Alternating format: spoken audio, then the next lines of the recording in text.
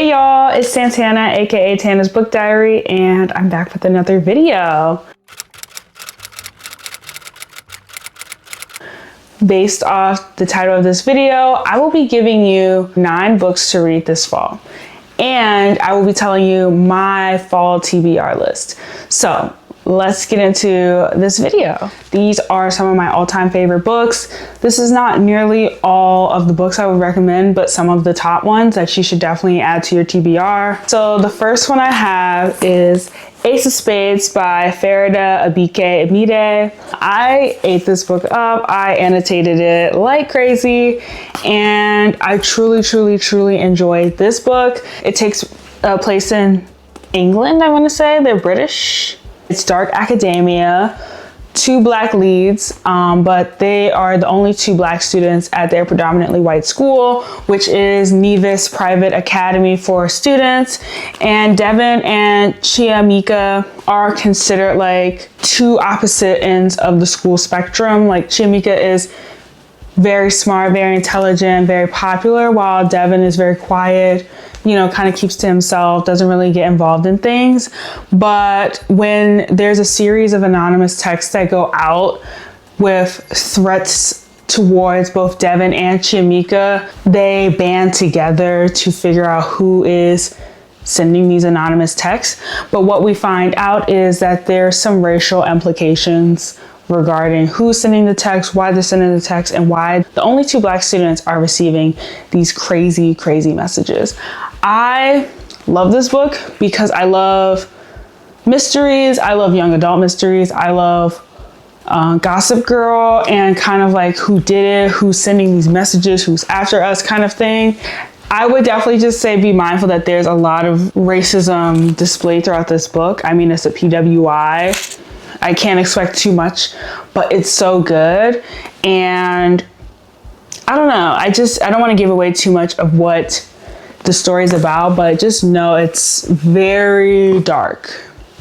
Next one is The Dark Place by Brittany S. Lewis. I read this about a year or 2 back. I annotated this as well. I have a Dark Place bookmark.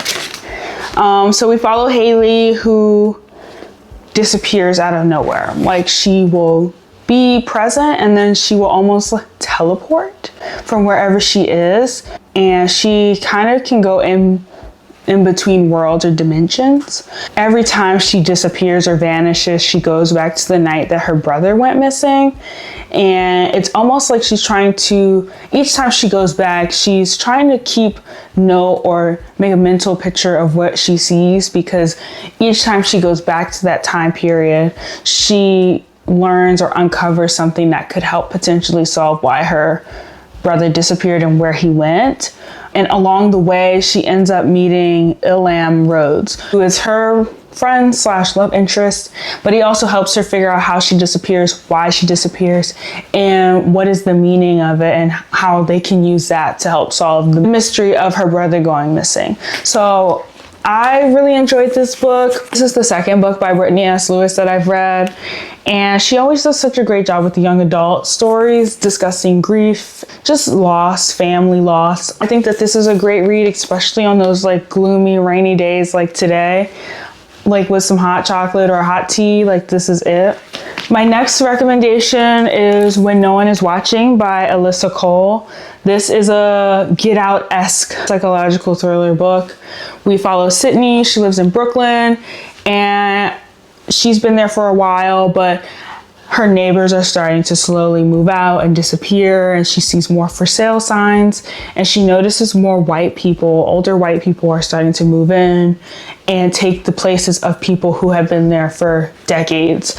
And so this is kind of a conversation or a deep dive into gentrification, beautification of cities, and how it's under, like, when people are like, we're gonna fix the city up and make it beautiful again, it's under the guise of like, oh, we want to just make it pretty, but ultimately the underlying thing is we want to get rid of the black community here. We want to get rid of the brown community that's here. We want to get rid of anyone that's not rich, white, and affluent. So it's interesting because initially everyone's looking at her like, what do you mean? no one's disappeared because she's seeing it, but everyone else who's there doesn't seem to notice that people are moving out and slowly being replaced. And so it's kind of almost like I'm going crazy, but I'm not. And it kind of rounds out itself to be very interesting. But yeah, I really enjoyed this book. I annotated like crazy as well. But yeah, it's very thought-provoking. And if you don't know too much about gentrification, I feel like it delves deep enough that you can learn quite a bit while also still being very entertained. My next recommendation is The Reformatory by Tanariv Due. I read this last October.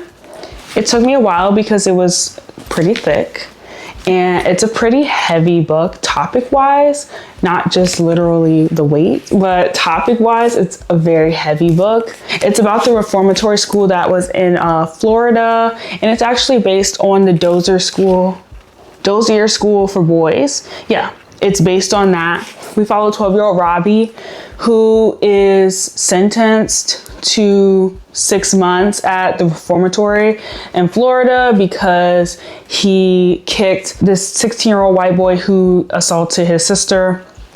So after kicking him, they send him to 6 months to the reformatory school.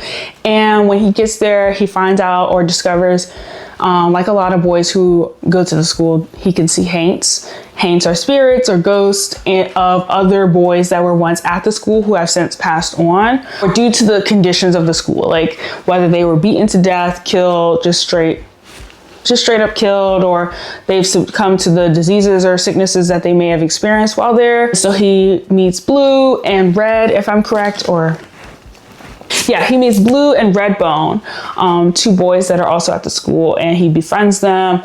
But you know, we kind of see just the horrors of being in the reformatory school, and it's very dark and it's very heavy and it's a little horror, a little gory, very dark. So I would just go into this, you know, giving yourself some grace. Don't read it all at one time if you feel like this is a lot, but I really feel like you learn a lot from this book.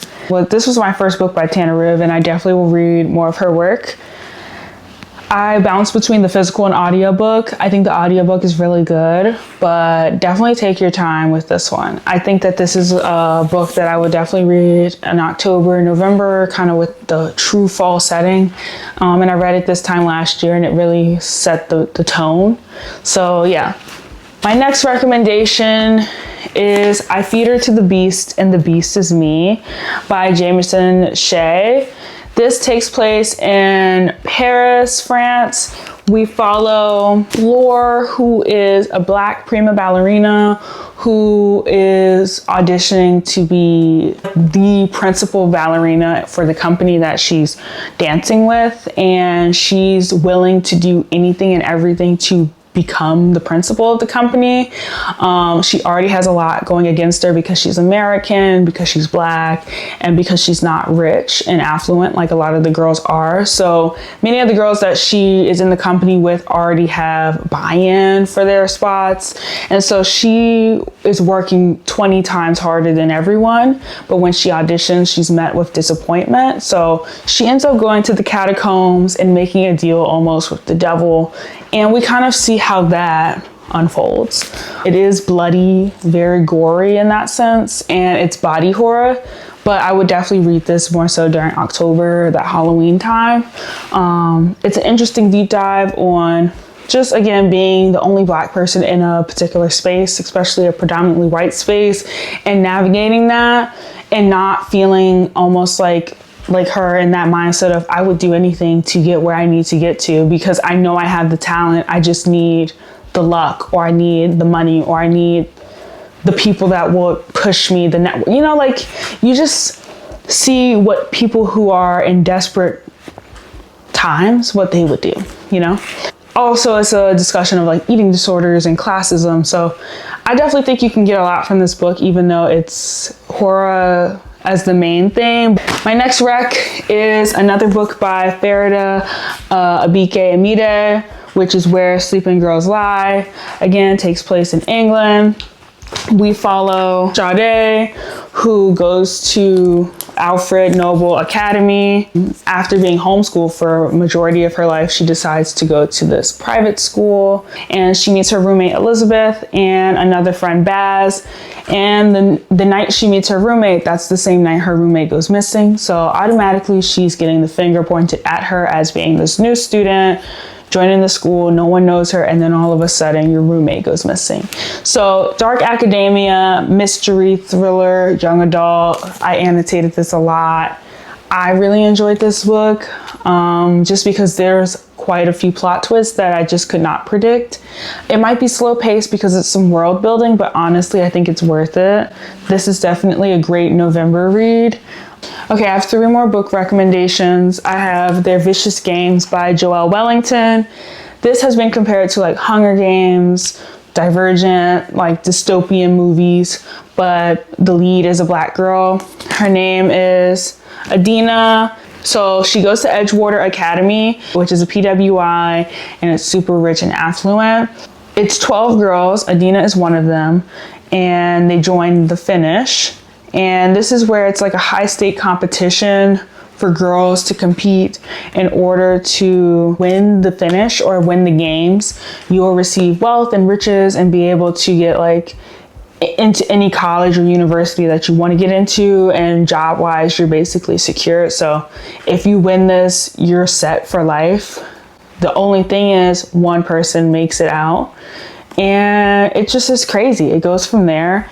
I love dystopian books. I love anything that delves into classism, racism, and how people, again, rich or not, will do anything to get to the top, and how desperation will make the most sane people go crazy. The next 2 recommendations are actually a part of a series. So the first one is The Witchery, and the second one is Shadow Coven, both by S. Isabel. This is both takes place in a school in Florida, a university in Florida for witches and any other supernatural beings, but mainly witches.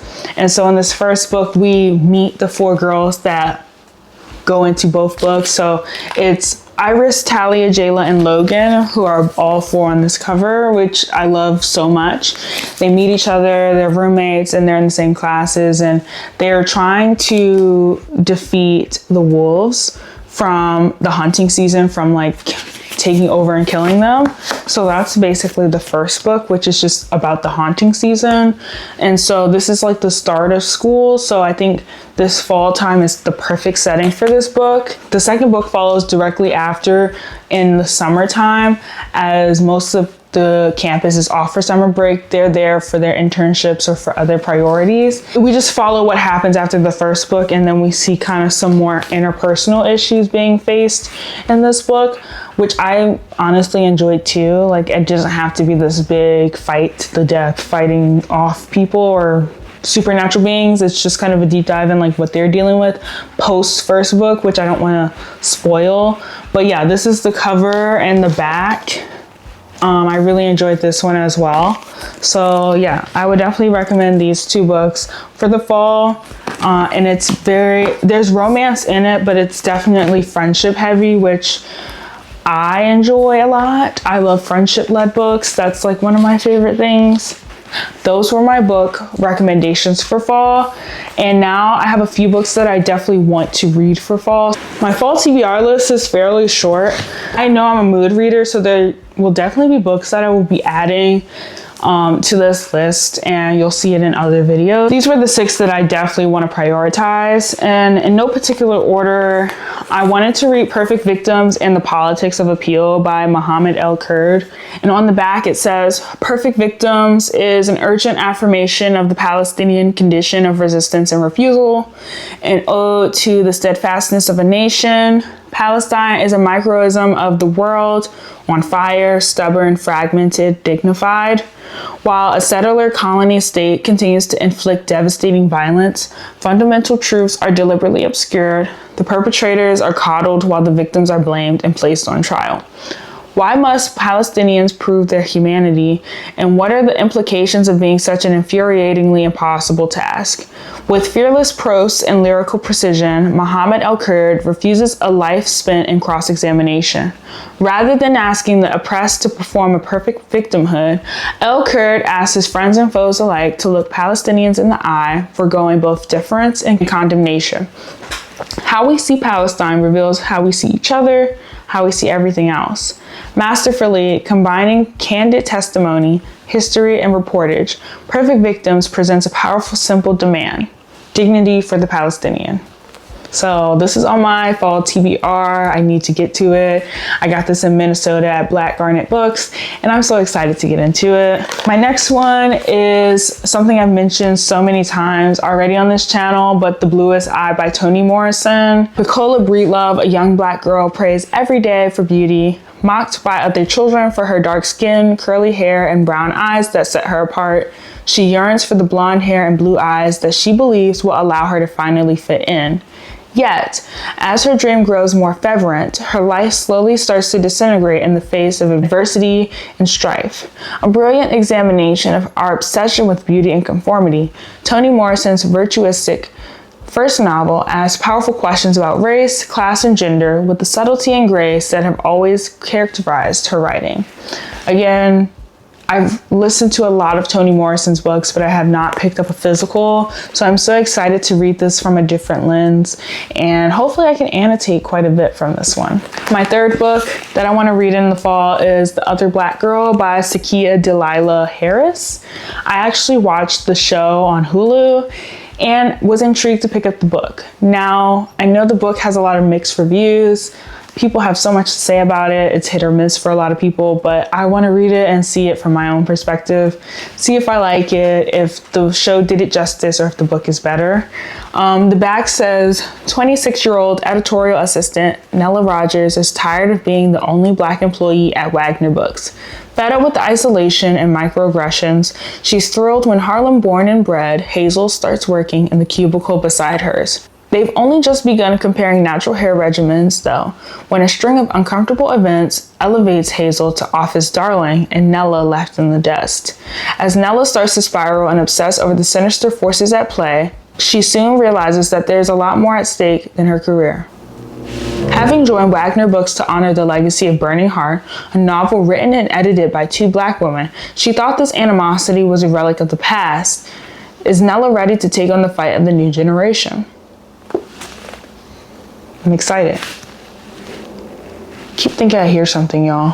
Fourth book, again, another book I've mentioned on my channel quite a bit, is Blood at the Root by Ladarian Williams.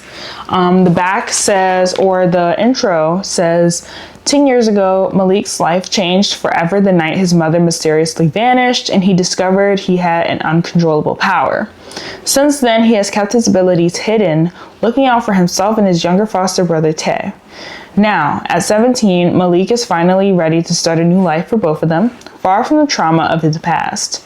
However, a daring act to rescue Tay reveals an unexpected connection with his long-lost grandmother, a legendary conjurer with ties to a hidden magical university that Malik's mother attended. At Cayman University, Malik's eyes are open to a future he never could have envisioned for himself. His search for answers about his heritage, his powers, and what really happened to his mother exposes the cracks in their magical community, which faces a reawakened evil dating back to the Haitian Revolution. As he uncovers forbidden knowledge and buried secrets, Malik must embrace his legacy to save what's left of his old family as well as his new one. I love anything fantasy, I love anything magic, I love anything Black, and it's all together. So I'm excited for this one for this fall. My last two, I have Looking for Smoke by K.A. Cobell. The description says, since moving to the Blackfeet Reservation with her parents, Mara Rossetti has felt like an outsider, taunted by her tight-knit classmates for growing up far away. So when a local girl includes Mara in a traditional Blackfeet giveaway to honor her missing sister, Mara thinks she's finally made some friends. Instead, a girl from the giveaway, Samantha Whitetail, is found murdered. Because the members of the giveaway group were the last to see Samantha alive, each one becomes a person of interest in the investigation. New girl Mara, who hated Samantha for being particularly cruel. Grief-stricken Lauren Arnu, who was Samantha's best friend until Lauren's sister's disappearance drove a wedge between them. Class clown Brody Clark, whose unreciprocated crush on Samantha is an open secret. And tough guy Eli First Kill, who has his own complicated history with Samantha. Despite deep mistrust, the four must now take matters into their own hands and clear their names, even though one of them may be the murderer. In her powerful debut, author K.A. Cobell, Blackfeet, weaves loss, betrayal, and complex characters into a mystery that will illuminate, surprise, and engage readers until the final word. This has been on my list to read for almost a year now, I want to say, and the summary itself is kind of what hooked me with about the missing girls, especially missing Indigenous girls. And I know that this is a big thing that right now it's still not getting as much coverage or news coverage as it does for a white girl. So I definitely want to read this. And my last read is pretty hefty. Oathbound by Tracy Dion.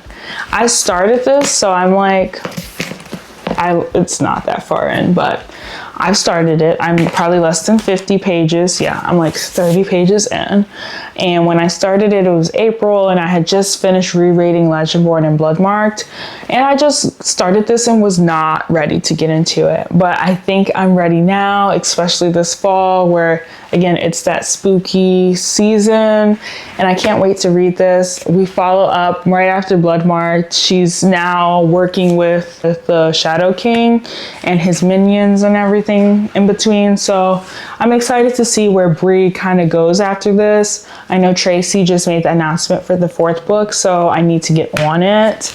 But yeah, I'm very excited. She's thick, so that's the only thing that I'm like, okay. Gotta get ready for that, but I'm excited nonetheless.